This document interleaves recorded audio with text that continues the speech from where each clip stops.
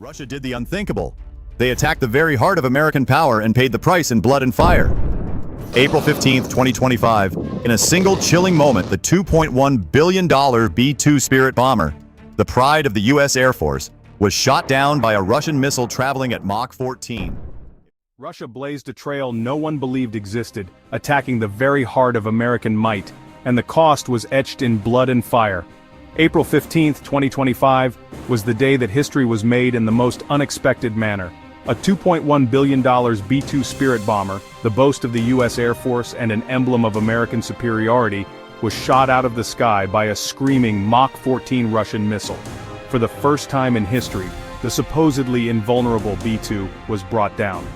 The shockwaves spread from Washington to NATO war rooms and capitals globally. Yet what followed was even more dramatic. In a matter of hours, America launched a counterattack never before witnessed in modern warfare. 8 stealth bombers, 30 missiles and a full carrier battle group showered Russia with devastation. Russian soldiers by the thousands were caught in a steel storm they never anticipated. This was not merely revenge, this was a reminder to the world of what it means to mess with the American behemoth. So, how did Russia survive this rage? And what dread realities about contemporary war this conflict revealed? Stay with us, because the numbers, the photos, and the consequences will unveil a horror new chapter in 21st century warfare. That 15th of April morning, the unthinkable was made possible. A US B-2 Spirit flew quietly at 50,000 feet off the coast of Belarus, detected by the Russian radar. For years, the bomber had been thought to be practically impossible to detect, shielded by radar-absorbing skin and scimitar-shaped stealth angles. But the Russians were not deceived. Their latest air defense wonder, the S-500 Prometei, had been constructed to do just this, to pursue stealth bombers and hypersonic missiles. With its advanced 91N6A phased array radar, with a 600-kilometer range, it detected the slightest hint of heat emanating from the Spirit's engines. It took only 7 seconds to lock in. From a silo south of Smolensk, a 77 N6N1 interceptor screamed upwards at Mach 14, climbing into the thin upper atmosphere. It collided head-on with the B-2. The warhead exploded with precision surgery, ripping a firestorm through the bomber's fuselage.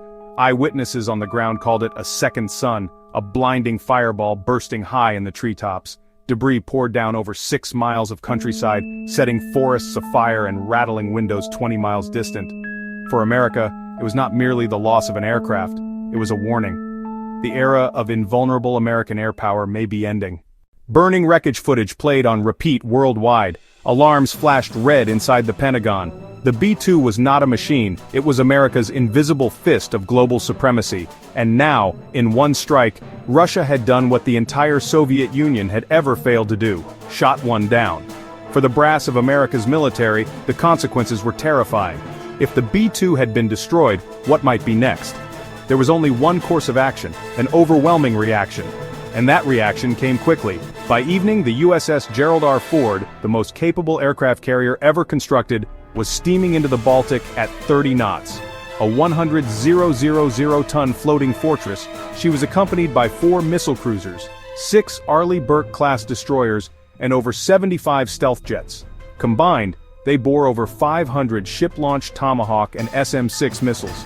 Enough firepower to redefine the battlefield in one night. But that was just the start. From Missouri, 4 B-21 Raiders, America's new stealth bombers, embarked into the air. They carried 30 000-pound bunker buster bombs, powerful enough to shatter 200 feet of reinforced concrete, as well as their own swarms of stealth cruise missiles that can permeate defenses like Spectres. Meanwhile, American Army batteries throughout Europe unveiled their secret weapon, 30 enhanced Pershing II ballistic missiles. Fitted with hypersonic glide vehicles, they blazed through the atmosphere at speeds exceeding Mach 8, capable of delivering pinpoint attacks in minutes.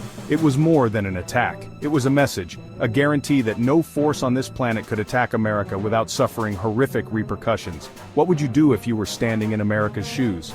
Post your thoughts in the comments, because this was only the beginning of a war that shook the world. Satellite photos depicted a haunting scenario, the quiet ballet of war in transit. Carrier flight decks were loaded with combat jets. B-21 stealth bombers flew in refueling patterns, and convoys of missiles inched ahead under heavy camouflage covers. American generals and NATO command posts briefed their allies with one stern instruction: this will not be symbolic. The objective was clear: to annihilate Russia's air defense system, the same S-500 system that had stunned the world by shooting down an American stealth bomber just hours before. The world held its breath. America's reach for decades had been the stuff of legend. Now it was to be tested again, not in words, but with unbridled firepower unleashed at will.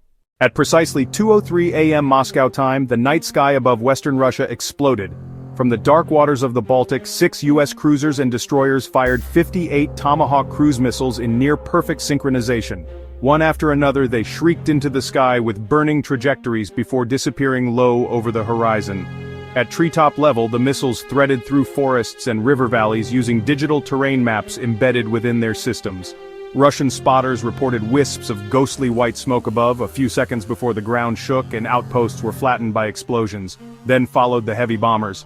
High over Belarus, 4 B-2 Spirits and 4 B-21 Raiders broke radio silence. Their doors swung open, releasing pairs of 30,000-pound bunker busters. The huge bombs descended quietly before hurtling toward the ground at nearly supersonic velocity, digging deep into the earth before exploding.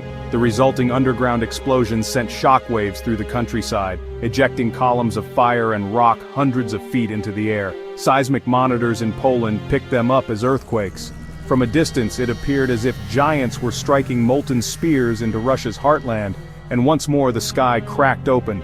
30 Pershing II ballistic missiles hidden in Polish forests shrieked heavenward, their exhaust plumes brighter than the moon. At maximum altitude, their warheads pointed back, re-entering the atmosphere at more than 10,000 miles an hour. The missiles turned into blazing cones of plasma, so intense they illuminated the night like early dawn. Russian radar screens were ablaze with impossible masses of hypersonic returns.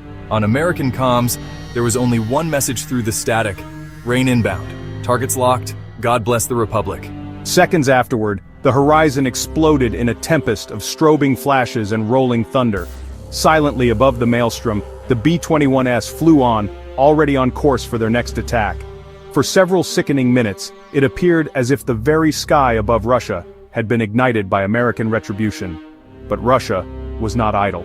Sirens screamed through western Russia as the defense network came to life. In scores of armored bunkers, commanders bellowed orders into radios, while screens burst with unfriendly trajectories. S-400 and S-500 launchers turned upward outside Smolensk and Kursk, their crews frantically reloading interceptors. Within a few seconds, more than 120 surface-to-air missiles burst from their tubes, shooting upward in columns of flame. It appeared like a cosmic war from the ground.